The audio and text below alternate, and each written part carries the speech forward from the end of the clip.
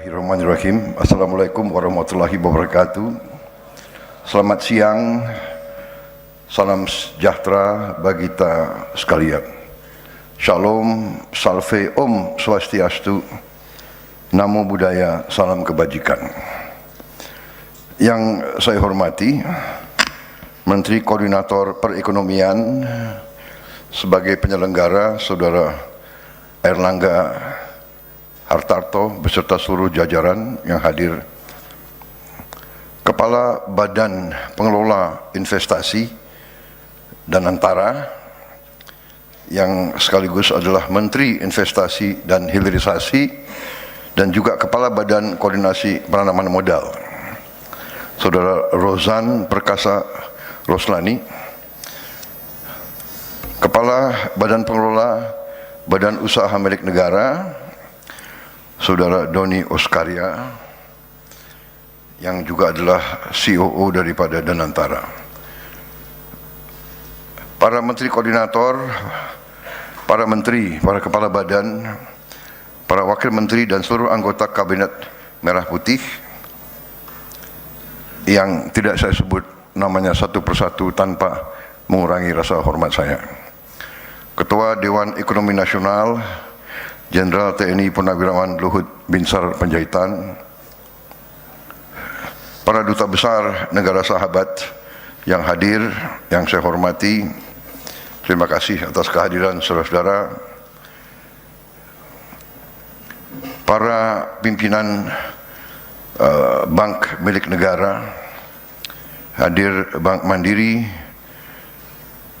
BNI, BRI, BTN, dan BSI, dan juga bank swasta yang hadir, para pimpinan Asosiasi Dunia Usaha yang hadir di sini, di antaranya hadir Ketua Umum Kamar Dagang Indonesia, Saudara Anindya Novian Bakri, hadir juga Ketua Umum Asosiasi Pengusaha Indonesia Apindo, Saudari Sinta Wijaya Kamdani, dan juga Ketua Umum Himpunan Pengusaha Muda Indonesia, Saudara Akbar Himawan Bukhari. Yang saya hormati juga para pimpinan perusahaan-perusahaan perbankan yang hadir, para pimpinan lembaga jasa keuangan,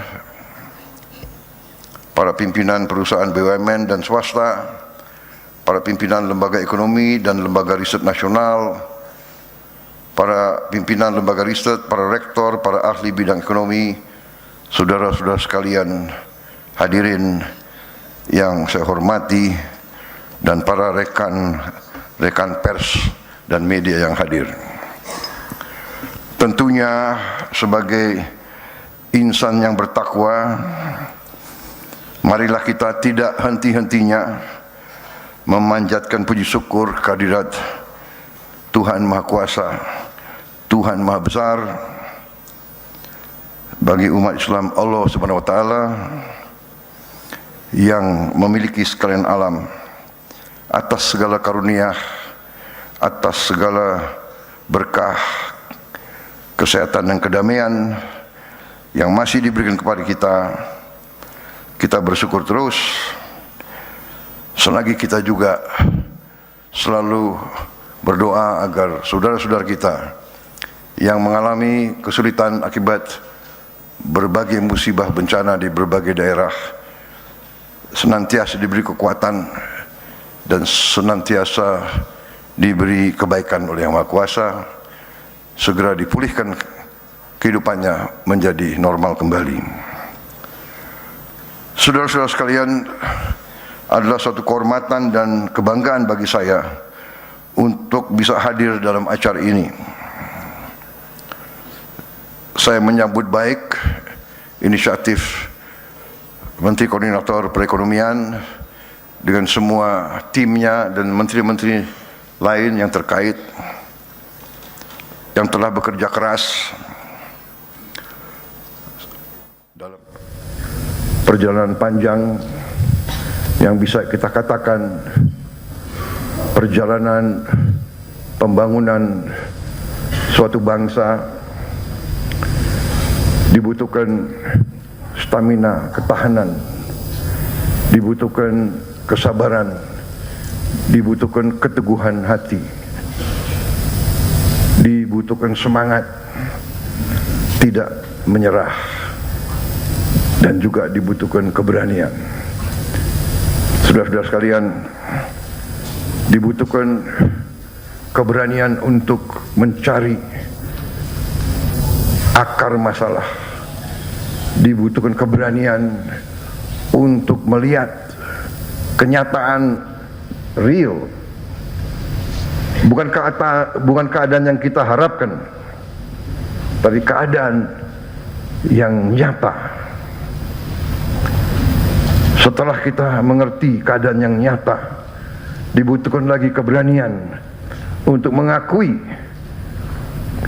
kesulitan-kesulitan kita, mengakui kelemahan-kelemahan kita. Dalam pembangunan suatu bangsa, kita ibaratkan sebuah perjalanan jauh, sebuah long march, dan kita tahu bahwa perjalanan jauh selalu dimulai dengan satu langkah. Kita bersyukur bahwa kita sudah melakukan banyak langkah. Kita bersyukur semua pendiri bangsa telah meletakkan dasar yang luar biasa bagi kita. Kita bersyukur pendiri-pendiri bangsa kita, pejuang-pejuang bangsa kita mewariskan kepada kita satu nusa, satu bahasa, satu kebangsaan. Kita bersyukur bahwa kita majemuk, kita terdiri dari berbagai ratusan kelompok etnis, kita terdiri dari ras-ras yang berbeda, kita terdiri dari penduduk yang punya agama-agama besar yang berbeda, tapi kita bisa bersatu. Kita bisa bersatu dalam usaha bersama mencari kehidupan yang lebih baik. Saya ingatkan bahwa tugas kita bernegara adalah mencari kehidupan yang lebih baik untuk rakyat kita. Tugas dan tanggung jawab setiap pemerintah di setiap negara di seluruh dunia adalah untuk bekerja, berjuang untuk memberi kehidupan yang layak bagi rakyatnya. Saudara-saudara sekalian, saya mengajak kita untuk realistis. Kita selalu mengatakan kita ingin jadi negara yang maju. Benar, kita ingin menjadi negara maju. Tapi jangan kita berpretensi kita mau mencapai tingkatan yang sama dengan negara-negara yang sudah ratusan tahun sebelum kita mencapai tingkat teknologi dan industri yang sangat maju.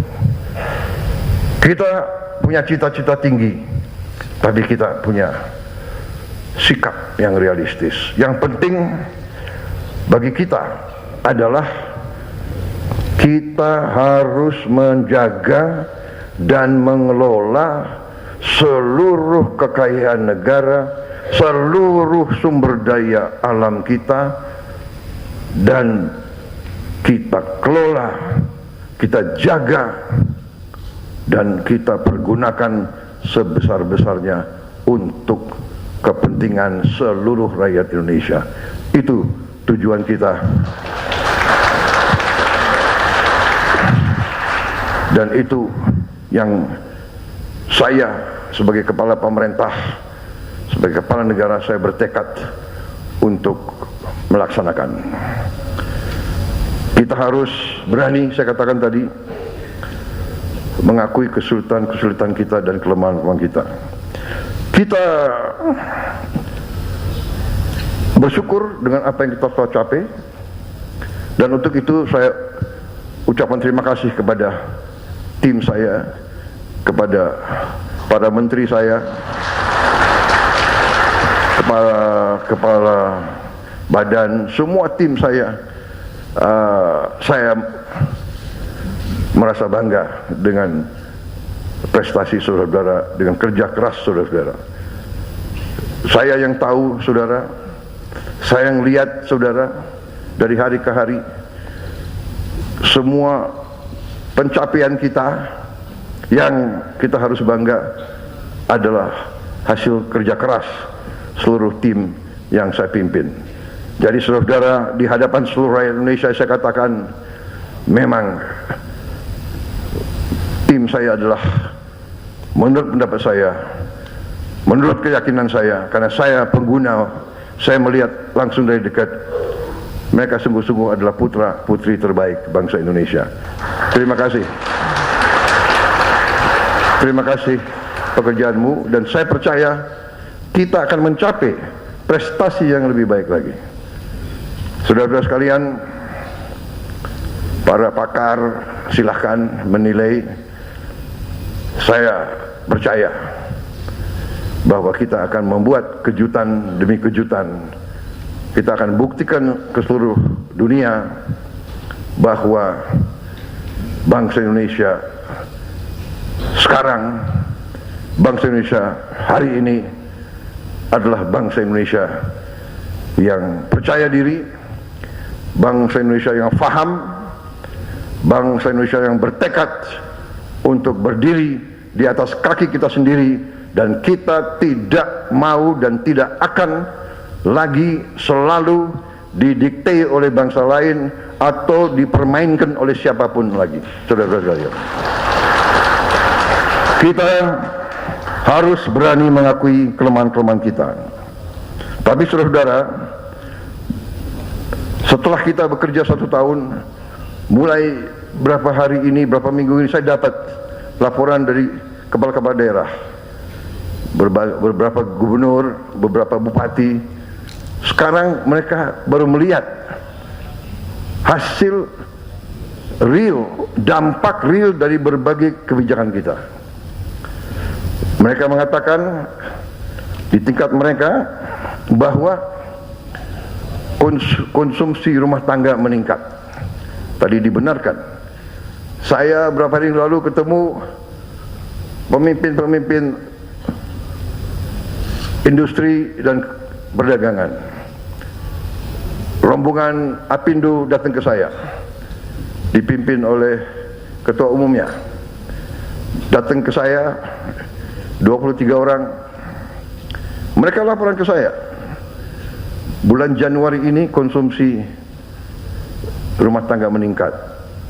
Dan mereka katakan, yang mengatakan mereka, pelaku bisnis, mereka mengatakan bahwa mereka merasakan bahwa MBG, makan bergizi gratis, telah mendorong peningkatan konsumsi rumah tangga ini dan mendorong pertumbuhan di desa-desa, di kecamatan-kecamatan, di lapisan yang paling bawah dari ekonomi kita. Dan dari sinilah, dari lapisan paling bawah, Indonesia akan bangkit menjadi ekonomi yang dinamis.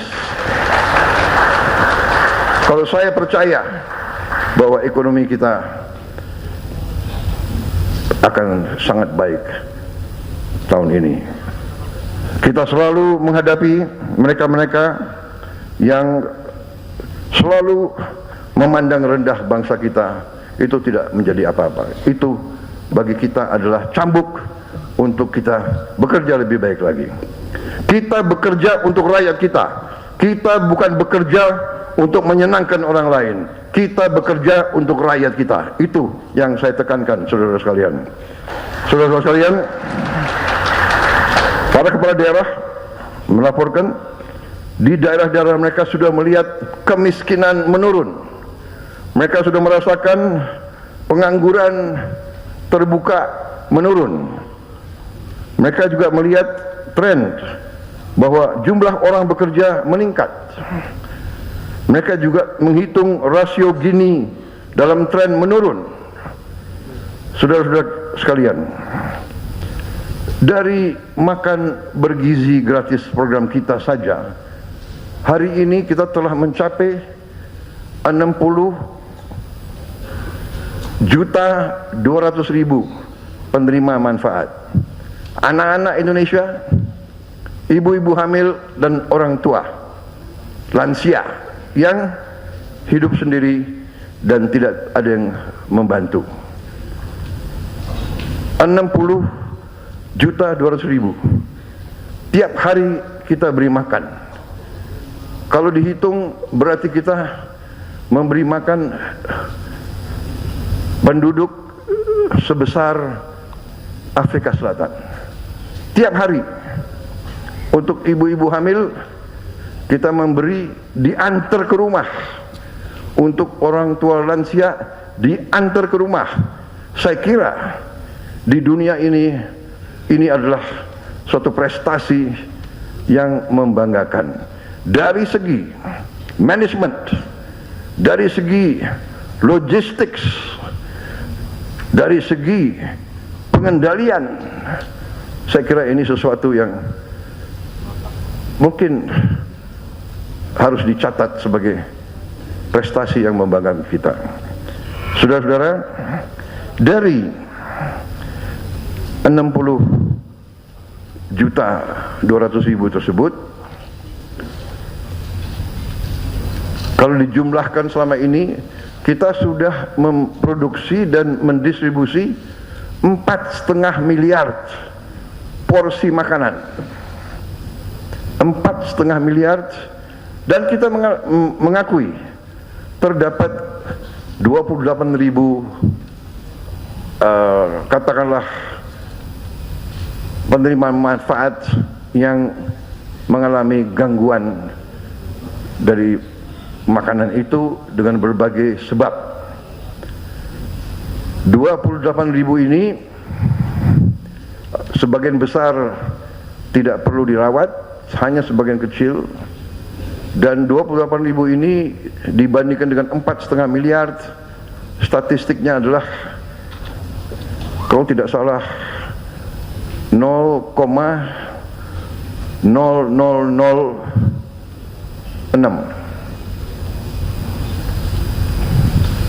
Saya ulangi karena mungkin matematik saya kurang, 0,000 nol lagi 40, luar biasa. 0,00006.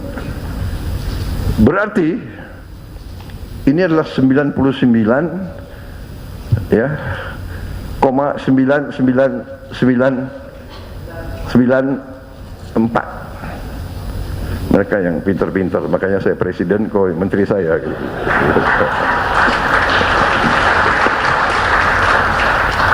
Yang pintar mereka, jadi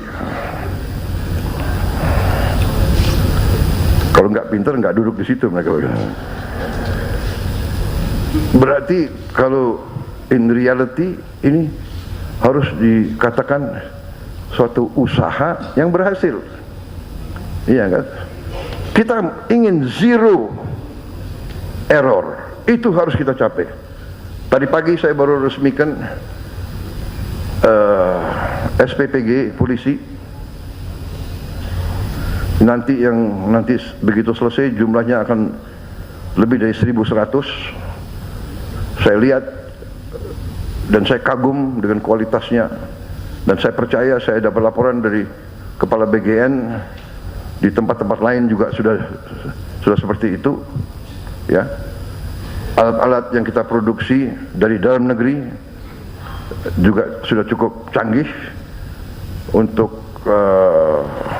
menjamin kebersihan air, menjamin kebersihan food tray, dan selanjutnya juga mengatur limbah daripada MBG ini. Jadi saudara-saudara, MBG ini hari ini sudah mencapai 23.000 lebih dapur, 23.000 lebih dapur SPPG. Pada puncaknya ini akan sampai 82 juta lebih penerima manfaat. Pada ujungnya akan mencapai lebih dari 30.000 dapur. Dan tiap dapur mempekerjakan 50 orang. Dari MBG saja sekarang sudah lebih dari 1 juta orang bekerja.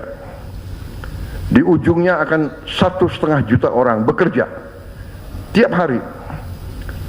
Tapi tiap dapur akan menimbulkan dan sudah menimbulkan 5 sampai 10 pemasok, supplier. Masing-masing pemasok punya 3, 4, 5 petani yang bekerja. Ekonomi di desa hidup. Petani sayur, petani ikan, peternak ayam, peternak kambing, peternak susu, semua yakin bahwa hasilnya langsung dibeli dan tidak jauh, karena di tiap kampung mereka bisa punya pasar tetap, pasar terjamin. Ini menimbulkan ekonomi dari bawah. Para kepala daerah melaporkan bahwa mereka merasakan dinamisme dari bawah. Saudara-saudara, ini hanya salah satu bukti awal dari 1 tahun kita bekerja, dan ini akan terus kita buktikan dengan hasil nyata. Saudara-saudara, kita juga sudah mulai membangun desa-desa nelayan. Desa nelayan tahun 2026 ini akan mencapai 1.000 desa nelayan. Tiap desa nelayan terdiri dari sekian ratus, ada yang 300, 500, ada yang sampai 2.000 nelayan. Yang selama Republik Indonesia berdiri belum pernah disentuh oleh pemerintah Republik Indonesia. Nelayan-nelayan kita belum pernah dapat perhatian. Mereka kadang-kadang tidak bisa punya es. Tidak ada pabrik es di desa mereka. Mereka sulit dapat solar. Mereka sulit untuk dapat akses ke pasar. Ini kita rubah. Kita totalnya dalam 4 tahun mendatang kita akan membangun 5.000 desa nelayan. Tiap desa nelayan kita akan bangun pabrik es. Kita akan bikin cold storage. Kita akan bikin dermaga. Kita akan bagikan kapal-kapal. Kita akan siapkan kendaraan. Saudara-saudara, dan ini semua bukan handout, bukan kita bagi-bagi. Ini kita organisir dalam koperasi. Semua pengeluaran mereka akan bayar kembali ke bank-bank dan ke pemerintah. Saudara-saudara, ekonomi yang kita jalankan bukan ekonomi handout. Yang kita akan bangun ini semua sudah ada dalam anggaran kita sudah bertahun-tahun. Jadi saudara-saudara, nanti desa-desa itu kita beri kebebasan. Kalau dia mampu, kita akan permudah akses kepada ekspor. Dia bisa ekspor langsung. Kita akan buka pelabuhan-pelabuhan, lapangan-lapangan terbang boleh ekspor langsung. Saudara-saudara, kita akan permudah regulasi supaya mereka bisa menumbuhkan kegiatan ekonomi yang mendasar, dan mereka akan menghasilkan protein dalam kondisi yang tidak terlalu mahal untuk seluruh rakyat Indonesia. Demikian juga saudara-saudara, ini sudah hampir 100 sudah jadi di berbagai titik. Dan target kita 2026 ini akan sampai 1000, dan selanjutnya total sampai 2029 target kita adalah 5000 desa nelayan yang nanti mereka akan kembalikan investasi itu. Tapi kita kasih kelonggaran mengembalikannya supaya tidak terlalu berat untuk mereka. Kita beri kelonggaran pengembaliannya bisa di atas 10 tahun, 11 sampai 12 tahun. Yang tidak ada masalah, karena para pengusaha-pengusaha besar juga kadang-kadang minta kredit juga belasan tahun. Itu pun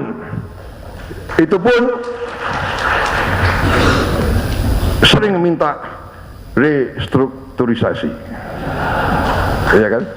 Saya ini sudah lama jadi orang Indonesia dan saya pernah jadi pengusaha juga, ya. Saya pun pernah minta restrukturisasi.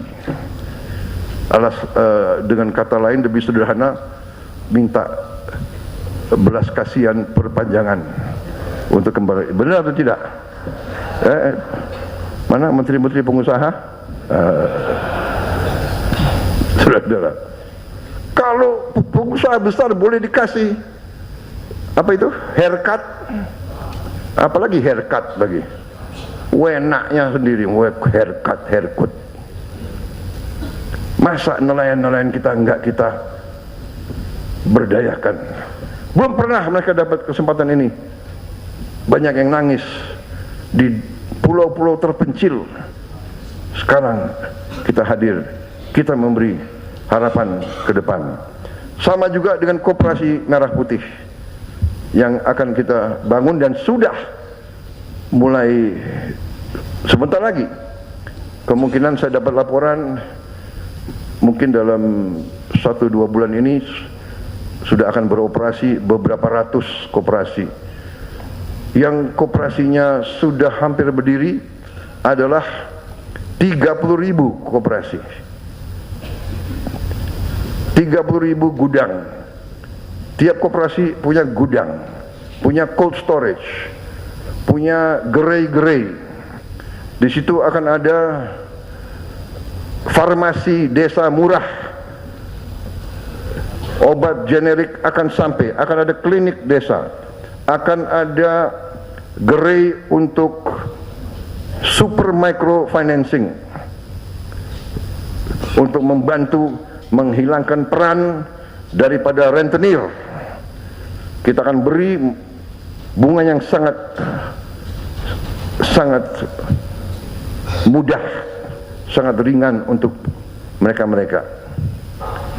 Semua barang subsidi akan punya akses, rakyat akan punya akses langsung, sehingga tidak ada penyelewengan, tidak ada kebocoran. Dan ini semua anggarannya dari mana? Anggarannya sudah ada, karena 10 tahun kita sudah beri dana desa kepada desa-desa kita. 10 tahun sudah kita berikan. Dan sekarang kita akan mengarahkan. Selama ini 10 tahun kita harus akui banyak dana tersebut tidak sampai ke rakyat. Ini dibuktikan dengan banyak sekali kepala desa yang terpaksa berhadapan dengan hukum karena tidak dapat pertanggungjawabkan dengan baik penggunaan dana tersebut. Saudara-saudara sekalian, dari ini semua, saudara-saudara, kita akan buktikan bahwa pertumbuhan ekonomi kita real, nyata, dan akan di atas sasaran yang kita tetapkan. Saudara-saudara sekalian, kita juga buktikan bahwa kita sekarang sudah swasembada beras. Kita menuju swasembada pangan. Saudara-saudara, produksi beras kita tahun 2025 adalah 34,7 juta ton, naik 13% dari 2024. Sekarang cadangan beras di Bulog bulan Juli 2025 adalah 4,2 juta ton, adalah tertinggi sepanjang sejarah bangsa kita. Dan sampai sekarang pun cadangan yang sudah ada masih sangat tinggi. Saudara-saudara sekalian, dalam kebijakan fiskal saya sudah buktikan bahwa kita bisa melaksanakan efisiensi, penghematan yang sangat besar. Di tahun pertama pemerintahan kita telah menghemat uang dari anggaran kita sendiri sangat besar. 300 triliun lebih penghematan kita. Di akhir tahun 2025 pun kita lakukan dan kita melihat hasil dari penghematan tersebut. Uang penghematan inilah yang kita pakai untuk program MBG dan sebagainya. Uang yang pasti akan habis untuk hal-hal yang tidak produktif. Kita alihkan ke hal-hal yang produktif. Kita mengeluarkan semua yang bersifat tidak produktif, perjalanan luar negeri, seremoni-seremoni yang tidak perlu, rapat seminar, FGD dan sebagainya. Kajian-kajian, analisa-analisa, sudah tidak perlu terlalu banyak kajian dan analisa. Kita sudah tahu masalahnya. Kekurangan infrastruktur, lakukan. Desa perlu jembatan, buat. Rakyat lapar, cari pangan. Nggak usah terlalu banyak analisa, ya. Ini kita sudah hemat sangat luar biasa. Di tahun pertama 308 triliun rupiah kita sudah hemat. Ini berapa miliar dolar nih? 308 T. Berapa? 18 miliar dolar. 18 miliar dolar. Dan kita bisa lakukan lebih besar lagi. Ya, kebocoran harus kita tutup. Harus kita kurangi. Saudara-saudara sekalian, saya masih melihat kebocoran-kebocoran besar, tapi saya terima kasih Danantara, dalam 1 tahun Anda bekerja, mungkin kurang dari 1 tahun, kita bentuk saudara baru Februari 2025, Februari ya, 3-4-5 bulan pendirian, belum 1 tahun, tapi saudara sudah, saya dapat laporan sementara, ya, hasil daripada efisiensi saudara, reformasi saudara, sudah melahirkan hasil 4 kali lipat daripada tahun 2024. Ini luar biasa, tapi harus terus dikejar. Saya menuntut return on asset ya 7% lah. Kenapa senyum? Kepala Danantara bisa? Kok siapnya kurang tegas itu ya? Siap gitu loh, siap. Wah itu Danantara siap. Tidak usah khawatir, ya. Saya ingat selalu apa yang dikatakan Bung Karno, gantungkanlah cita-citamu setinggi langit. Kalau kau tidak sampai, minimal kau jatuh di antara bintang-bintang, kan begitu. Siap dulu, ya.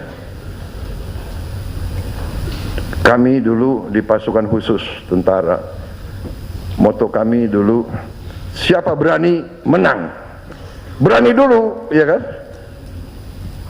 Patok 7%. Kau akan kaget, ya kan? Kalau kau patok 5% Pak, nanti 3%.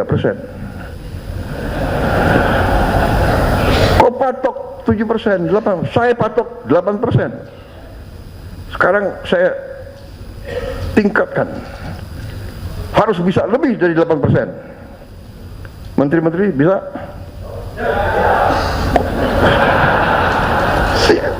Siap gitu loh. Percaya sama saya, kalian sendiri akan kaget, ya. Kalian sendiri akan kaget, benar nggak? Angka-angka saya banyak, tapi saya nggak mau bicara terlalu panjang karena inti yang saya sampaikan sudah saya sampaikan. Saudara-saudara, esensiasi dan tidak ada masalah, banyak kawan-kawan di luar negeri. Kita tidak perlu malu kalau kita punya kekurangan. Korupsi masih terlalu banyak. Kita harus habiskan korupsi dari bumi Indonesia. Ya.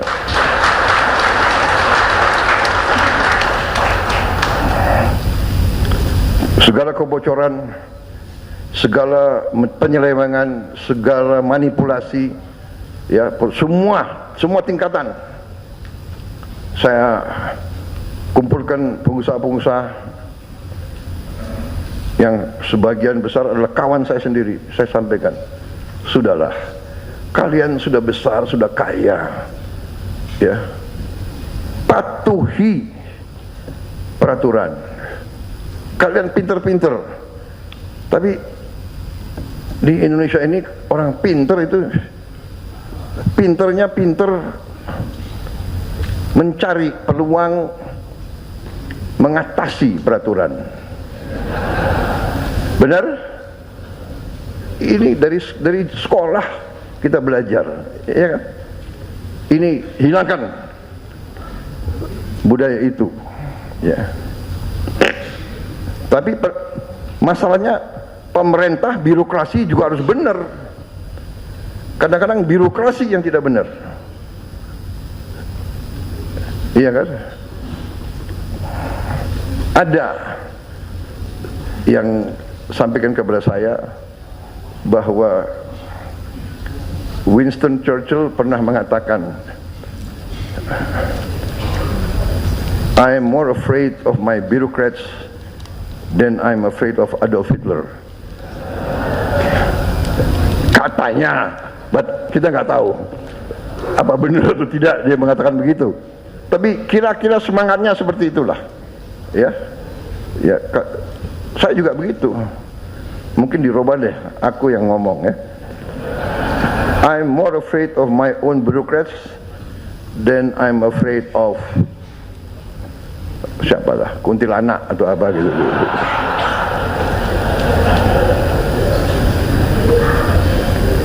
So kita harus bersihkan, ya, kita harus ada the new Indonesia. The new Indonesia harus tidak boleh ada korupsi. Untung kita masih negara apa itu? Kita negara demokrasi kan? Benar ya? Demokrasi apa? Agak demokrasi ya. Agak ya. Lumayan lah demokrasi kita kan. Kalau nggak ada demokrasi, gue nggak jadi presiden loh, saudara. Iya kan? Benar kan?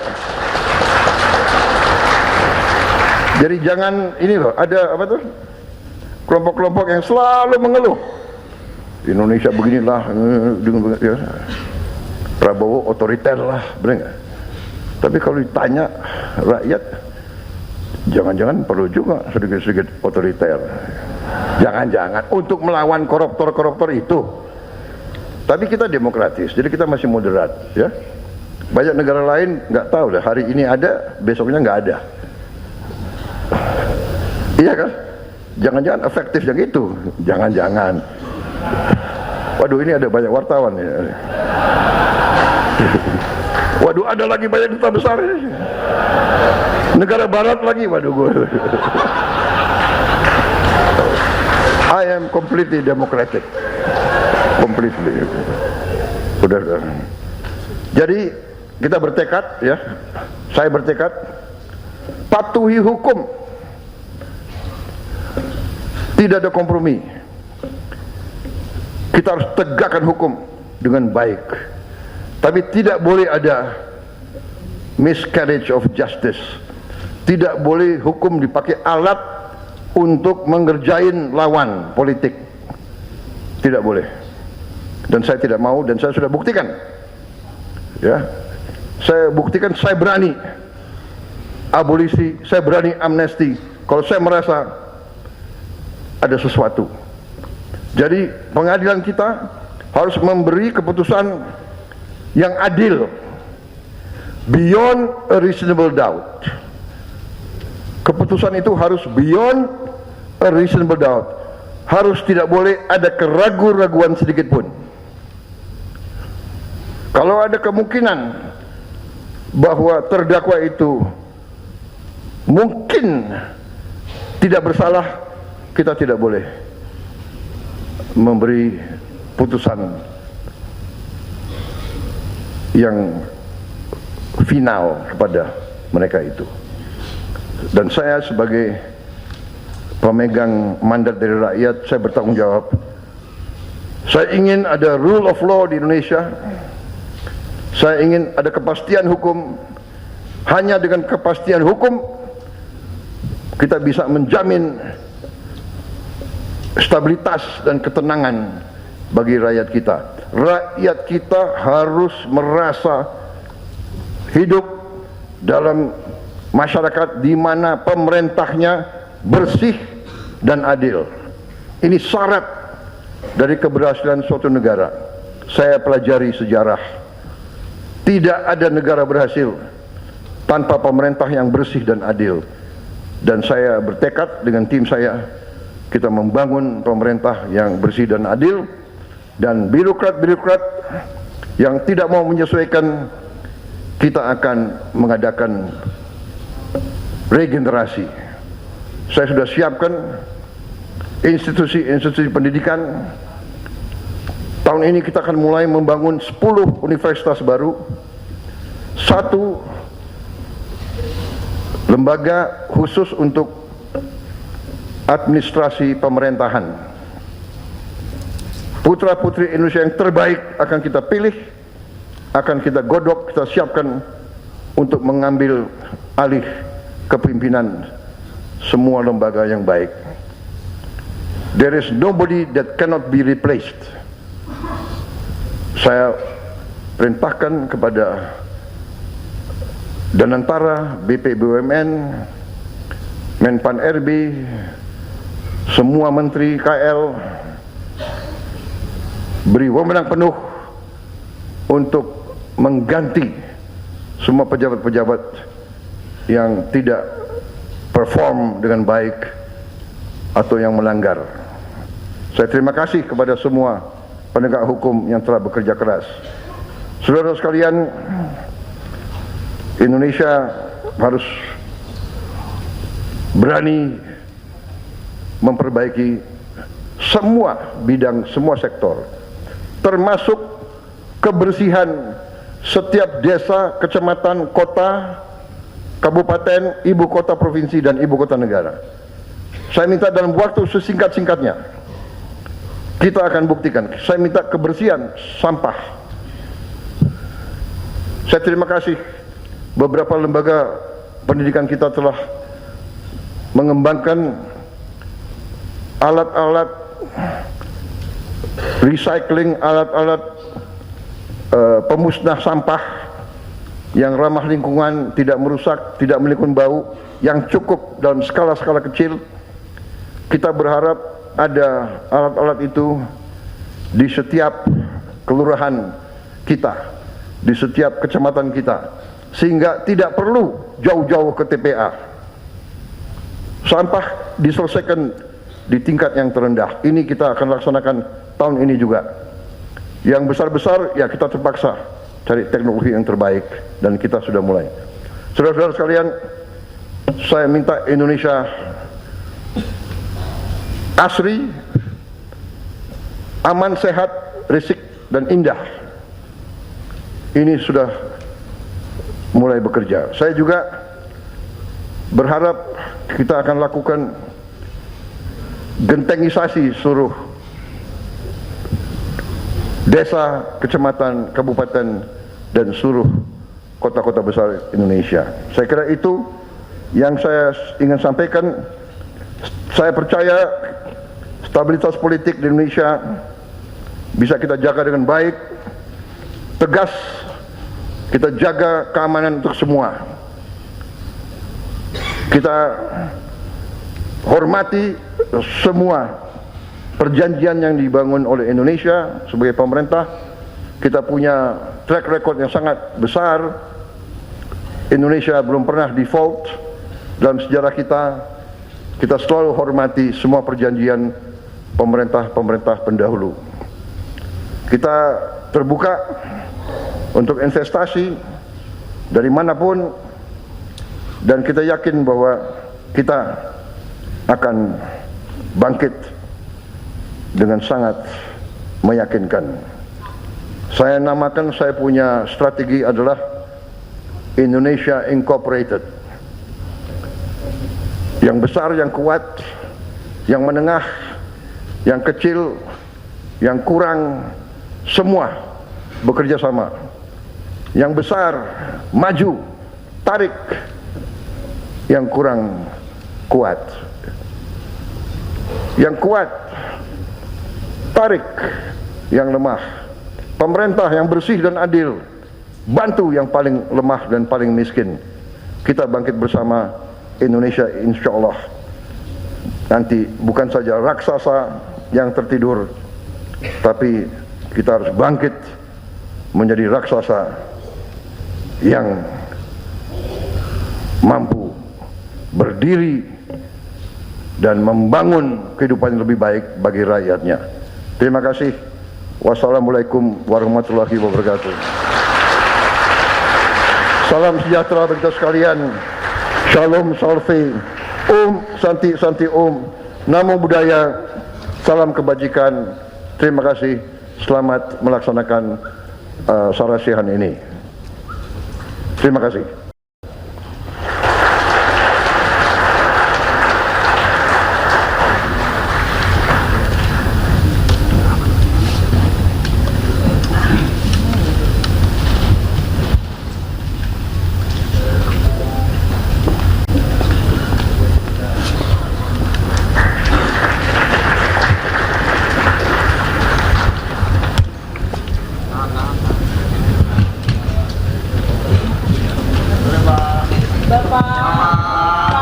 Hadirin yang berbahagia, kami ucapkan terima kasih kepada yang terhormat Presiden Republik Indonesia yang telah berkenan hadir pada acara Indonesia Economic Outlook 2026.